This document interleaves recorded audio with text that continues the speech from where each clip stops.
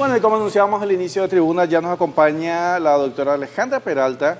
Ella es directora de Derechos Humanos de la Fiscalía General del Estado, Ministerio Público. Es noticia y gloria la situación penitenciaria, no es un tema nuevo, se viene hablando de proyectos, pero también cada tanto nos encontramos con situaciones como la registrada el fin de semana pasado. Sí, realmente, y por sobre todas las cosas, en este último tiempo que uno ve realmente la cantidad de expulsados, extraditados, y sobre todo entender cuando estamos hablando de crimen organizado, de qué clase de organizaciones son, que realmente permea, no solamente estamos hablando de lo que es una penitenciaría, hay una cuestión de fondo mucho más importante, inclusive está en la calle, está en tu barrio, estamos hablando hasta del microtráfico. Y eso sí ya nos permea, ¿no? O sea, realmente tiene un eslabón por demás importante. Bueno, obviamente algunos de los dedos acusadores apuntaban al Ministerio de Justicia, otros hablaban de Fiscalía, de Poder Judicial, Parlamento. ¿Cómo está la situación? Bueno, Alejandra Peralta nos hablaba de que es apenas la punta de un iceberg, ¿verdad? Porque ahí estamos hablando de un sistema judicial. Alejandra, gracias por estar aquí. Gracias a ustedes por la invitación. Sí, realmente ya hablamos, yo creo que ya se habló bastante en toda la semana del problema. Yo creo que tendríamos que empezar a hablar ya de las soluciones. Los problemas nos sirven para visualizar el estado en el que estamos y a partir de ahí empezar a trabajar. Tampoco creo que esta sea una cuestión, como estabas diciendo, una cuestión de repartirnos culpas, ¿verdad? Sino de empezar a proyectar una solución integral, porque la solución al problema del sistema penitenciario la vamos a tener trabajando de manera integral. Y eso involucra a los tres poderes del Estado, no solamente al Ministerio de Justicia que integra el Poder Ejecutivo, ¿verdad? Sino a los tres poderes del Estado. ¿Por qué? Porque primero sabemos todos, es harto sabido, la cuestión del hacinamiento en las cárceles. Nuestras penitenciarías están construidas para un número tope de personas que puedan vivir en condiciones mínimas de dignidad. Que uno esté privado de su libertad no significa que además de que ya se le haya restringido ese derecho a la libertad, también se le tenga que restringir de sus derechos básicos y elementales como un colchón, como una alimentación digna, como el acceso al agua potable, a que puedan tener un baño, etcétera. Entonces, es la primera idea que tenemos que quitarnos de la cabeza. El delincuente no tiene por qué vivir como una persona sin dignidad, ¿verdad? Somos seres humanos y también las personas procesadas o condenadas son seres humanos y es lo primero que tenemos que entender, es nuestro primer punto de partida y esto realmente implica un trabajo de sensibilización social, ¿verdad? Primer punto. Segundo, ¿qué hacemos con el hacinamiento? Tenemos cárceles preparadas para 5.000 personas. Actualmente tenemos 16.000. A nivel nacional, sí. ¿Verdad? De esas 16.000 personas y colita, tenemos casi 13.000 personas que no cuentan con sentencia. Es decir, 3.800 personas son las personas que cuentan con una sentencia. Las 12.900 personas son para la ley todavía inocentes, porque entendemos que uno es inocente hasta que tenga una sentencia que declare su culpabilidad. ¿Qué pasa? ¿Por qué esas 12.900 personas están dentro del sistema penitenciario? Porque existe lo que conocemos como el abuso de la prisión preventiva. La prisión preventiva en Paraguay, quiera sea o no, es utilizada como una medida punitiva, como una pena anticipada, no como una medida cautelar para la cual constitucionalmente fue creada.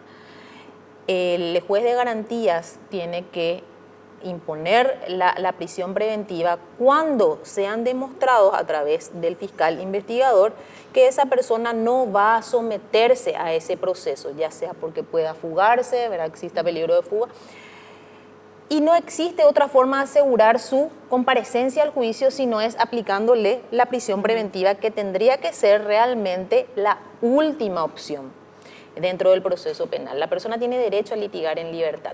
Sin embargo, no se analiza ese elemento que está descrito en la Constitución Nacional y en las convenciones internacionales de derechos humanos, sino que se utiliza la prisión preventiva como forma de asegurarle a la víctima, ¿verdad? No tenemos otra manera de asegurar la protección a la víctima, bueno, entonces que vayan a las cárceles.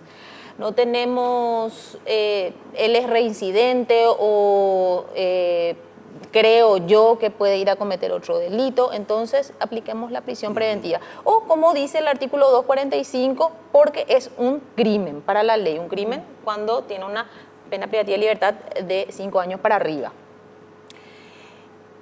Eso constituye un problema legislativo. Lo primero que tenemos que hacer entonces es trabajar eso a nivel del poder legislativo. Cuando el artículo 245 se modificó en el año 2011, realmente debió realizarse un análisis social de las consecuencias que esto podría acarrear a nivel social y a nivel penitenciario, ¿verdad? Y bueno, hoy vemos las consecuencias de este hacinamiento.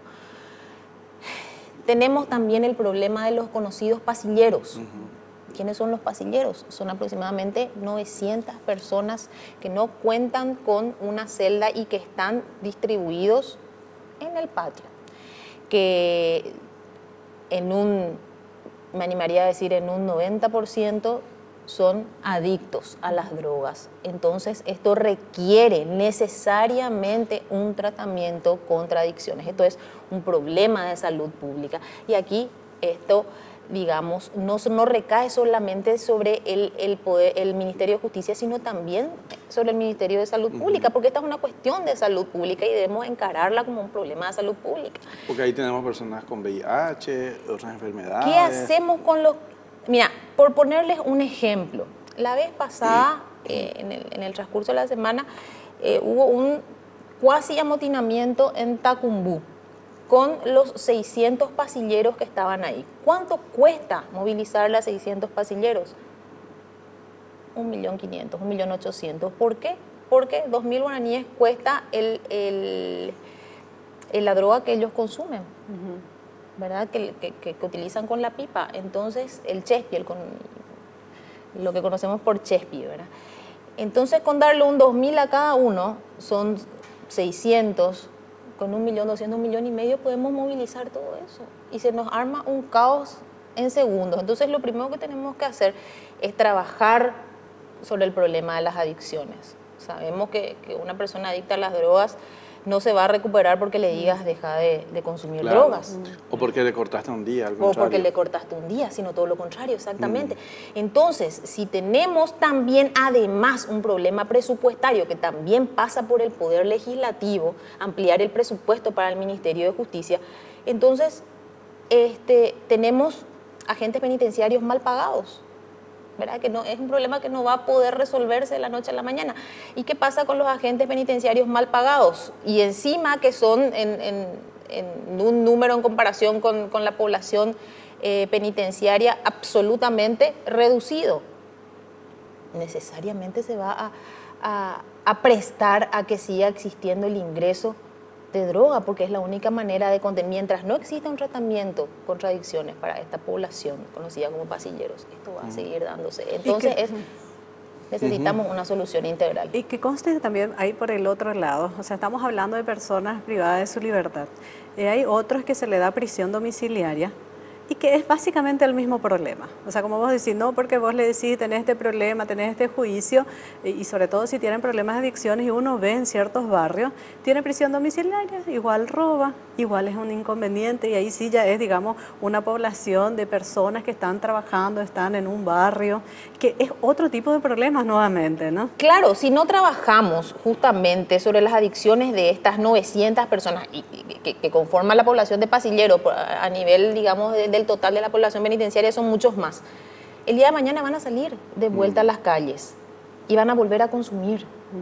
Como que ellos ya están ahí porque robaron para su... Exacto, y van a volver a delinquir para obtener esa droga, sí, porque salen sin puestos de trabajo. Entonces esto va a ser eternamente un círculo vicioso y vamos a ir incrementando en cantidad, ¿verdad? Y no va a haber cárceles que puedan abastecernos, ni aunque construyamos 10 o 15 cárceles más. Entonces necesitamos básicamente trabajar en lo que es la modificación o la derogación del artículo 245 del Código Procesal Penal inmediatamente, que la prisión preventiva realmente se cumpla con el propósito para el cual fue creada, que es una medida cautelar, no una medida punitiva, que se analicen esos presupuestos desde la Fiscalía, desde el Poder Judicial, y que realmente cuando amerite se imponga, y no porque simplemente así lo dice ese artículo, en primer lugar. En segundo lugar, trabajar con el problema de adicciones de manera integral también con el Ministerio de Salud, y bueno, y debería trabajarse en el Poder Legislativo también, ampliar el presupuesto para lo que es una efectiva reforma penitenciaria. ¿Qué pasa también con el Poder Judicial, que es todo un tema también, en cuanto a los plazos, si tienen o no representante legal?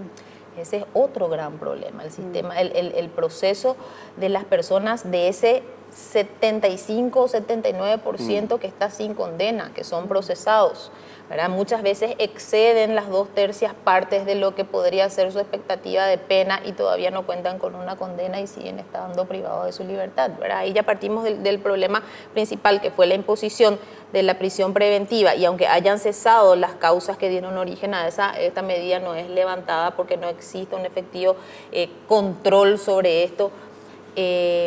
Yo en mis visitas personalmente suelo conversar muchas veces con ellos y los noto ansiosos por saber qué pasa con mi proceso, qué pasa con esto, con aquello. Y también... Claro, algunos incluso están ahí ya excediendo sus tiempos, entre otras cosas, ¿verdad? Pero pese a todo esto, doctora, por lo menos lo que es derechos humanos, Paraguay hace poco hablamos, ganó un gran, podemos decir, un gran caso a nivel internacional.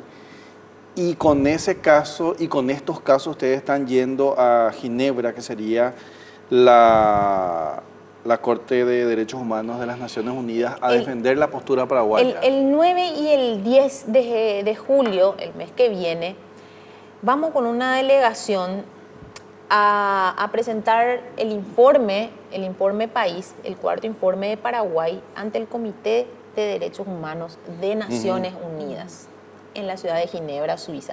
¿En qué consiste este informe? ¿Qué es lo que Paraguay va a presentar? Paraguay tiene que presentar una lista de cuestiones sobre las cuales este comité ya ha elaborado ciertas recomendaciones en diversas áreas, ¿verdad? Recordemos que este comité es el que supervisa el cumplimiento del Pacto de Derechos Civiles y Políticos, del cual Paraguay es un Estado parte. Este pacto contiene, como su nombre lo dice, un catálogo interesante de derechos civiles y políticos a los cuales Paraguay está obligado a cumplir en diferentes áreas, ¿verdad? O sea, en el área de justamente el sistema penitenciario, niñez, mujer, etc.